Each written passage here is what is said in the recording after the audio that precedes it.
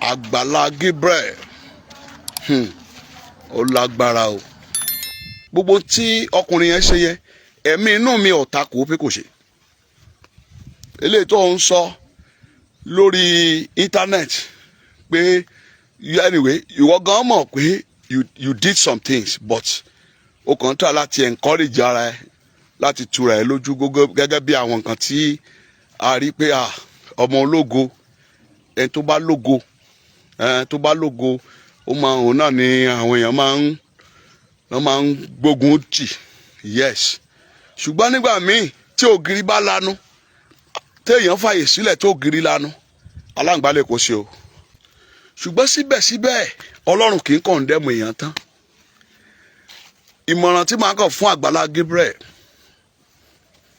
ó ní pé go back to God.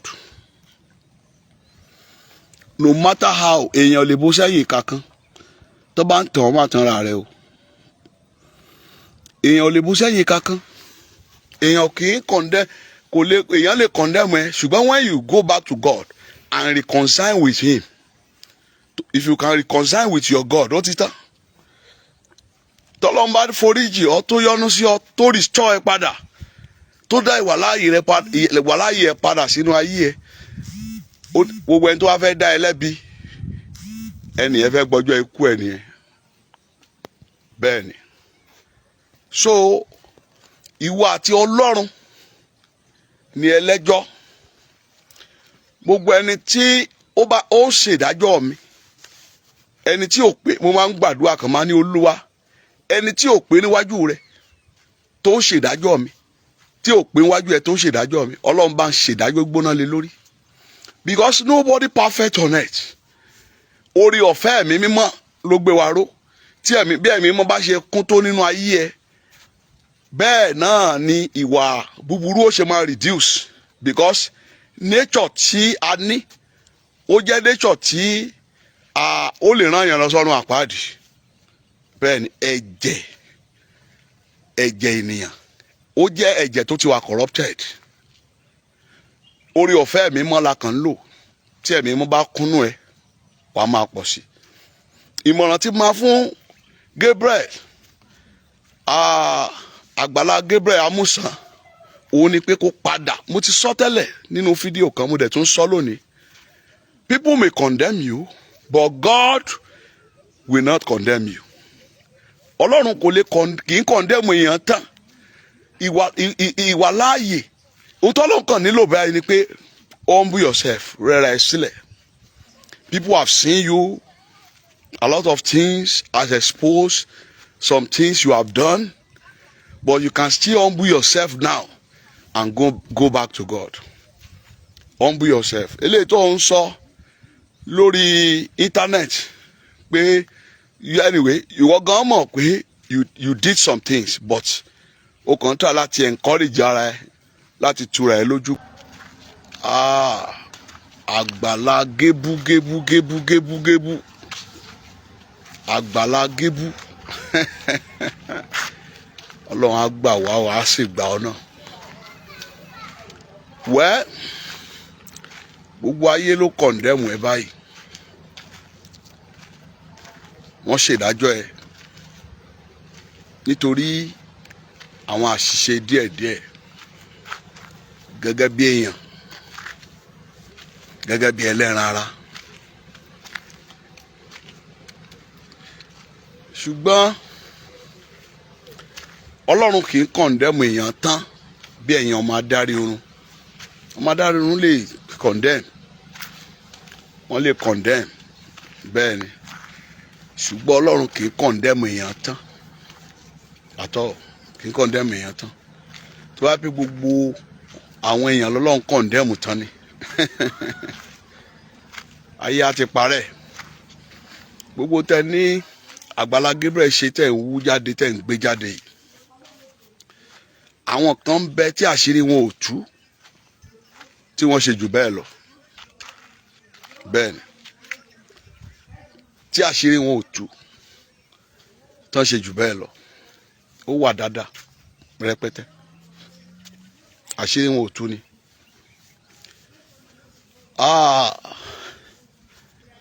nígbà tí gbogbo ayé bá kọ̀yìn síyàn, èyí tó ṣe pàtàkì jù láyé ni pé kí Ọlọ́run má kọ̀yìn sí ni. Mo ti sọ tẹ́lẹ̀ gẹ́gẹ́ bí ìmọ̀ràn, gbogbo àwọn tó ń ṣẹlẹ̀ yìí láti fi àṣírí ẹ̀wọ̀n tẹ́lẹ̀. Mo ní àwọn àṣírí kan ṣì máa tú. Wòlíì kan wá sọ́dọ̀ mi ṣe ó rán mi létí pé mo sọ bẹ́ẹ̀ pé àwọn àṣírí kan ṣì máa tú. Ṣùgbọ́n gbogbo ayé lè kọ̀ndẹ́mù ẹ kó padà lẹ́yìn ẹ. Ọlọ́run mọ̀ pé èèyàn ni wá, pẹ̀lẹ́ ẹran ara ni wá, kì í kọ̀ndẹ́mù èèyàn tán.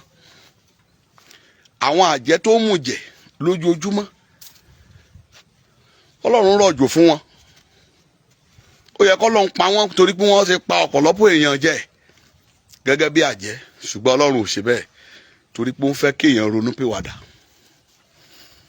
Ohun tó kàn máa ń dùn mí fún ọmọ adarí irun ni pé wọn kì í ronú pé àwọn náà ò pé níwájú Ọlọ́run. Akínọlá Ọládipúpọ̀, God bless you sir. Ọ̀rọ̀ yìí mo fẹ́ kẹ́ share dé ọ̀dọ̀ Àgbàlá Gabriel. Bẹ́ẹ̀ ni, tí ògiri bá lanu, téèyàn bá fààyè gbà kó ògiri ó lanu, aláǹgbá lè kó sí. Bẹ́ẹ̀ ni, aláǹgbá lè kó sí. Àwọn ààyè kan wà tẹ́ ti fi sílẹ̀ tí aláǹgbá tó kó sí. So this time is not the time of encouragement. Though you can encourage yourself, but you will do it in humility. That truly what they are saying is truth. You can never deny it. But I want you to go back to God. Olúwa, I have sinned against you. Tọ́lọ́run bá ti forí ẹ̀ṣẹ̀ jì ní láyé, gbogbo eléyìí tí àwọn èèyàn ń sọ wọ́n sọ sápò ara wọn ni.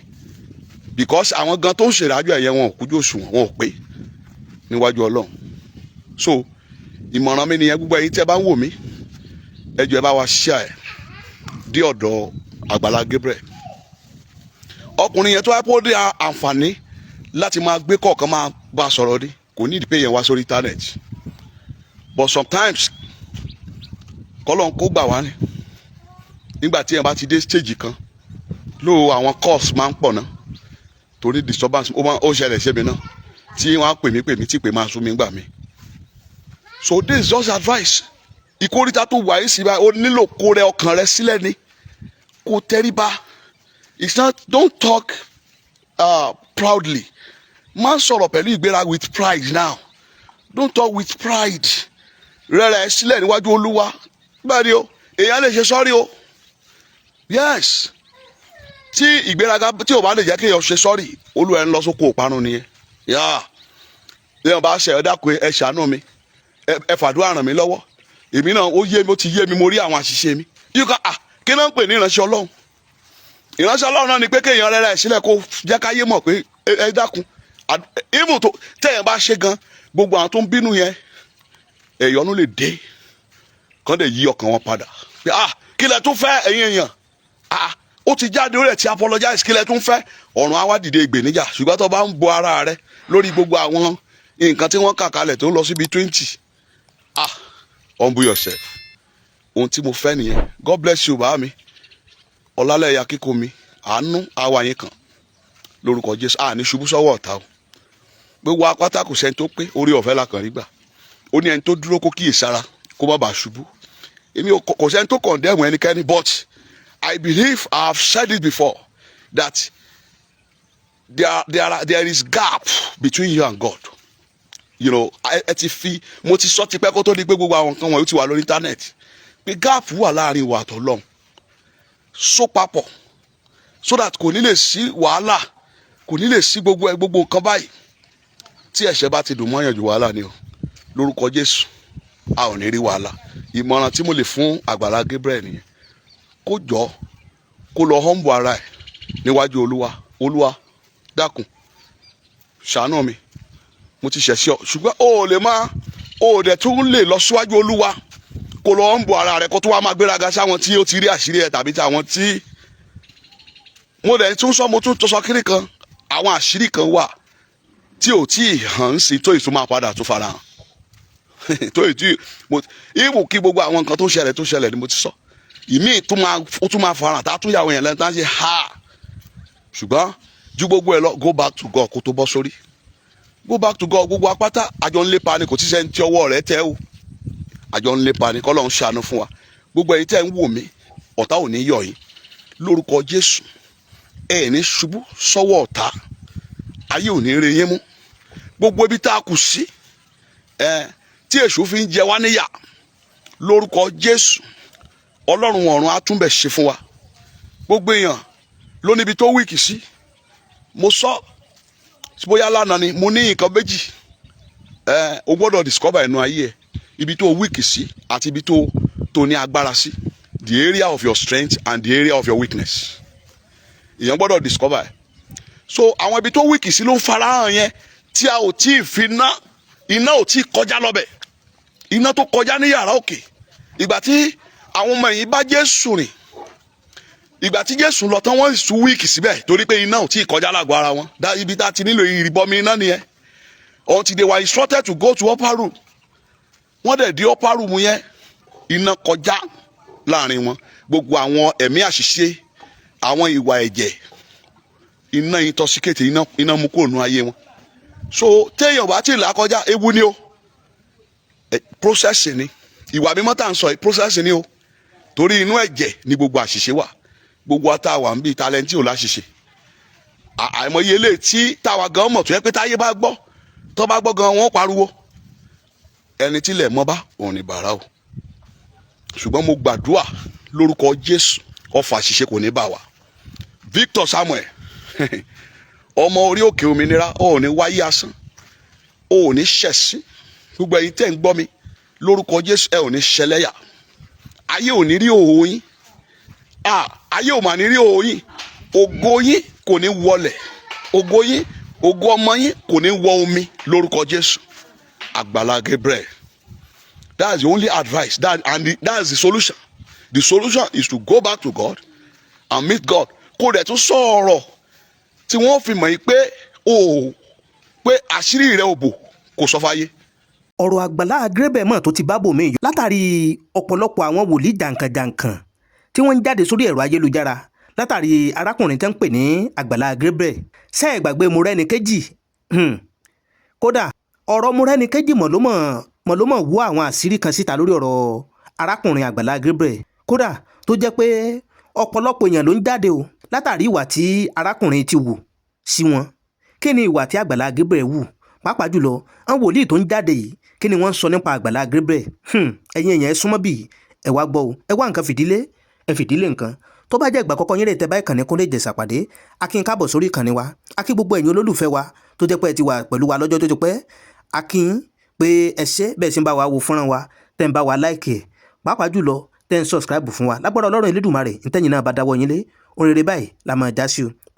Tó bá jẹ́ ìgbà àkọ́kọ́ yín rè, ẹ̀yin náà tẹ subscribe button yín lórí ìkànnì wa kẹ́ lè má jàǹfààní lóòrèkóòrè bàbá tó ṣe mú fúnra wa sórí ìkànnì Kúnlé Ìjẹ̀ṣà. Ẹ má wàá gbàgbé àdéhùn àlámúṣẹ pé gbogbo nǹkan tó bá ń lọ káàkiri gbogbo àgbáláyé làá mọ̀ mú wá sórí ìkànnì Kúnlé Ìjẹ̀ṣà, tẹ́yìn náà tẹ́ mọ̀ fojú ara yín rí, tẹ́ sì mọ̀ fi etí ara yín gbọ́ bó ṣe ń lọ lọ́lọ́kan òjọ̀kan.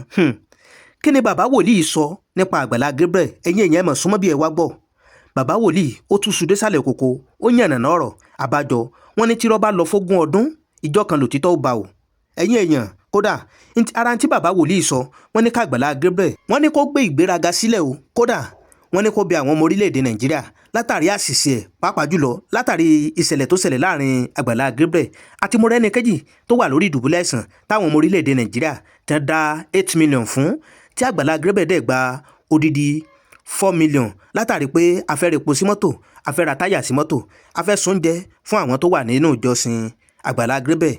Báhùn ẹ̀yin èèyàn, ọ̀rọ̀ yìí ló fa rògbòdìyàn tó jẹ́ pé ọ̀rọ̀ náà sì gborí ẹ̀rọ ayélujára kankan. Ṣùgbọ́n báyìí àwọn wòlíì wọ́n ti ń dá sí o, wọ́n ti ń sọ àṣírí ọ̀rọ̀ nípa Àgbàlá Gabriel.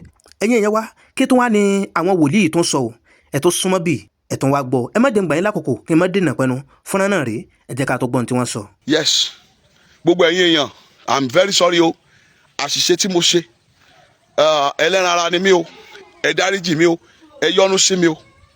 Ìgbà tí ẹnu ń kun Wàsíù Àyìndé, tí ẹnu ń kun gan-an tó dàbẹ́ ni pé ògùn ẹ fẹ́ wọlẹ̀, tí àwọn kan dìde ogun sí àwọn bloggers gbé, ó wá kọ nìkan gbà náà, ẹ máa yọ́nú sí mi o, ẹni bá yọ́nú sí mi o, ẹ sáwọn bó ṣe kọ́, ẹ máa yọ́nú sí mi, èyí tẹ́ ẹ gbórin yẹn. Nígbà tí tó lè yá ńkọ́, ayé mẹ́nu kúrò lọ́rọ̀ ẹ̀ wọ́n bẹ̀ sí yọ́nú sí. Ìwọ náà, you can still humble yourself, encourage yourself, by telling people that you are sorry.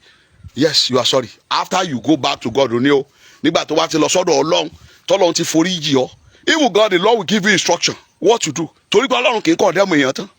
The Lord can forgive you. The Lord will forgive you. Tó bá ti padà torí Ọlọ́run yẹn ń retí pé káwa padà sọ́dọ̀ ẹni. Kò ń condemn èèyàn tán bí ayé ṣe ń condemn. Go back to God. Go back. Ọlọ́run á tún ṣiṣẹ́ ju ti tẹ́lẹ̀ lọ. Ọ̀nà Ọlọ́run ẹnìkan ò mọ̀. Ọlọ́run tí ò lópin. Ẹni tí ṣiṣẹ́ agbára. Ẹni tó tóbi ju gbogbo ayé lọ. Ẹ̀rù jẹ̀jẹ̀ ní gbogbo lẹ̀kílẹ̀. Alábẹ́ inú àṣásí. Atórí aláìsùn ọ̀ṣẹ́. Iná ńlá gorí ilé fẹ́jú. Ògbénu ọmọ ènìyàn fọ̀hún. Paríparí ọlá gbórógodó ògo. Ẹni tó finá sínú àpáta tó fomi sí. Ẹni tó dá ikú tí kú ò lè pa. Ẹni tó dá ọ̀run tí ò díjú rí. Ọlọ́run máa ní. Ọba kan ṣoṣo tó gùn tí ò lópin. Ó tóbi ayé ò gbà. Ọlọ́run tí ń bẹ kí bẹbẹ tó máa bẹ. Tí ń bẹ nígbà tí bẹbẹ ń bẹ. Tí ó sì tún máa bẹ nígbà tí bẹbẹ kan ò ní sí. Àrí ìró àlá. Ọba kan ṣoṣo tó ju gbogbo ọba ayé lọ tí ń gbàdọ̀ balẹ̀ gbogbo ọba. Tó o bá ti forí balẹ̀ fún tó sọ pé I'm sorry. Ó ti tán. Gbogbo táyé wí yẹn wọ́n kàn wí ságo ara wọn ni. Wọ́n wí sá torí àṣìṣe tó o bá ti ṣe tó o tún dúró nínú ìgbéraga ń bẹ̀. Èèyàn á pẹ́ nínú ìṣubú yẹn o. Humble yourself. Gbogbo ẹ̀yin yẹn tẹ́ láǹfààní láti máa gbọ́ mo fi Kristi bẹ̀yìn. Ẹ jọ̀ọ́ ẹ bá mi share dọ́dọ̀ ẹ bá mi share kó lè dọ́dọ̀ Àgbàlá Gabriel. Gbogbo ẹ̀yin tí ẹ bá dẹ̀ ṣe bẹ́ẹ̀ ẹ ò ní ṣẹ̀sín lórúkọ Jésù. Ẹ ò ní ṣẹlẹ́yà lórúkọ Jésù. Kòkó sẹ́ni tó lè nínú Àgbàlá Gabriel yẹn bí Ọlọ́run ṣe ṣàánú yẹn kó fẹ́ sọ pé kó ògo rẹ̀ ó wọ mi gẹ́gẹ́ bí ọmọ tó bí. Kò possible. Bẹ́ẹ̀ ni èèyàn á máa fàdúrà ràn lọ́wọ́ ni. Ọlọ́run kó ṣàánú fún wa. Àwọn ẹ̀jẹ̀ ìran òun ní ìṣòro ọ̀pọ̀lọpọ̀ ìṣòro lórúkọ Jésù a ó ra àánú gbà. Ẹ jọ̀ọ́ mo fi Kristi bẹ̀yìn ẹ bá mi share ẹ̀ torí ó máa ń wù mí kì í fẹ́ kí mi ò fẹ́ kí tèèyàn bàjẹ́ o àtọ́ àánú ti kọ́kọ́ fọhùn tẹ́lẹ̀ obìnrin kan ló tún gbé ọ̀rọ̀ ẹ̀ jáde ohun tó pa wọ́n pọ̀ náà ló tún dàbí kó tún wọn ká yẹn tó ń pè ní Ìyálájé courtroom ló gbé ọ̀rọ̀ ẹ̀ jáde tí gbogbo ẹ̀ tún fi di ronto ṣùgbọ́n síbẹ̀síbẹ̀ Ọlọ́run kì í condemn èèyàn tán. Orúkọ mi ni Wòlíì Àkẹ́jù Emmanuel láti CAC Orí Òkè Òmìnira. Gbogbo ẹ̀yin èèyàn tẹ́ ń wò mí lọ́wọ́lọ́wọ́ Adé Victor Arẹ́niọlá Adéyẹyè Akínọlá Ọládipúpọ̀ Ọláwálé Òdúnógà gbogbo ẹ̀yin tẹ́ ń wò mí yẹn lórúkọ Jésù ẹ ní wáyé asán ẹ ò ní ṣẹ̀sín nígbà tí ògo yín bá tàn tí iná ìràwọ̀ yín tàn lórúkọ Jésù ẹ ò ní jábọ́ lójijì ayé ò ní fi pamọ́ o ẹ ní dẹni àná èyí tí mo wí lónìí ó di àṣẹ májẹ̀mú orí òkè ó fàṣẹ sí ẹ lọ rí àánú gbà orí bẹ́ẹ̀ ò ṣe bẹ́ẹ̀ àlàáfíà ni fún yín. Orúkọ mi ni Wòlíì Àkẹ́jù Emmanuel láti CAC Orí Òkè Òmìnira. Mo láǹfààní láti sọ fún yín pé àjọ̀dún kan ń bọ̀ ń bí ní April 15 to 18 is going to be powerful. April 15 to 18 à ń retí yín níbí bẹ́ẹ̀ ni à ń retí yín bí Olúwa sọ pé kò sẹ́ni tó wá tó ò ní fọwọ́ kàn ọwọ́ ìyanu bẹ́ẹ̀ ni àkórí ẹ̀ ní unlimited God èyí tó máa wáyé ní April 15 to 18 bẹ́ẹ̀ ni ìyá wa Bọ́lá rẹ̀ olórin wọ́n ń bọ̀ wá kọrin bàbá wa Olúládé AK-47 ń bọ̀ bàbá wa Mustapha ṣe bí ọba àwọn náà ń bọ̀ ń bí pẹ̀lú ọ̀pọ̀ ìránṣẹ́ Ọlọ́run àtàwọn èèyàn ńlá even from America sef people are coming lórúkọ Jésù ìyanu á ṣẹlẹ̀ nínú ayé yín. Wòlíì Ọlọ́run sì wá o wòlíì èké pọ̀ ṣùgbọ́n wòlíì Ọlọ́run náà ṣètò ń bẹ láyé síbẹ̀ ẹ bá wa share ẹ̀ àlàáfíà ní fún yín èmi ń lọ ó dìgbà kan náà God bless you in Jesus name. Gbogbo ẹ̀yin tẹ́ ń wò mí àwọn kan ń béèrè ẹ send your number máa comment send your number I will give you my number 08139 33 9707. Bí Olúwa ti ń bẹ níwájú ẹni tí èmi dúró wàá rí àánú gbà tó o bá gbàgbọ́ wàá rí àánú gbà. Gbogbo ẹ̀yin tẹ́ ń wò mí ẹ rí àánú gbà aṣọ iyì yín kò ní fàya aṣọ ògo yín lórúkọ Jésù kò ní fàya. Ẹ jẹ́ á máa yọ́nú síra wa lóòótọ́ àṣìṣe lè wà ṣùgbọ́n ẹ jẹ́ á máa faradà fúnra wa gẹ́gẹ́ bí èèyàn nínú ayé. David ojúróńgbé mo pàṣẹ ní orúkọ Jésù lọ tẹ̀síwájú láyé bẹ́ẹ̀ ni iná ògo yín máa tàn ẹ ò rí àánú gbà. Gbogbo ẹ̀yin tẹ́ ń wò mí ojú ò ní tì yín lórúkọ Jésù àlàáfíà ni fún yín. Mi ò ní àsìkò ọ̀rọ̀ Àgbàlá Gabriel ni mo fẹ́ sọ ẹ dẹ̀ bá mi share ẹ̀ dọ́dọ̀ ẹlòmíì. God bless you sir, God bless you ma, in the name of Jesus. tọ́ ẹ̀yin èèyàn wa bó tó ṣe ń lọ la tó ní ká tún mú wa lọ́lọ́kan òjọ̀kan sórí ìkànnì wa ẹ wo ntẹ́yìn náà bá nílé ròǹgbà látàrí bí bàbá wòlíì ṣe yànnàná ọ̀rọ̀ lórí ọ̀rọ̀ Àgbàlá Gabriel ẹ jẹ́ ká máa gbọ́ èròǹgbà yín lábẹ́ kọ́mẹ̀ntì wa. Ẹ má gbàgbé tó bá jẹ́ ìgbà àkọ́kọ́ yín rè ẹ tẹ subscribe button. Àdéhùn wa náà là múṣẹ lórí ìkànnì wa pé gbogbo ohun tó bá ń lọ káàkiri gbogbo àgbáláyé là á mọ̀ mú wá sórí ètò wa. Tọ́ ọ̀rọ̀ tí bàbá wòlíì sọ ntẹ́yìn náà bá ní léròǹgbà báyà ń tẹ́ sọ báyà ó ṣe pàtàkì sí Àgbàlá Gabriel ẹ jẹ́ ká máa gbọ́ lábẹ́ kọ́mẹ̀ntì wa.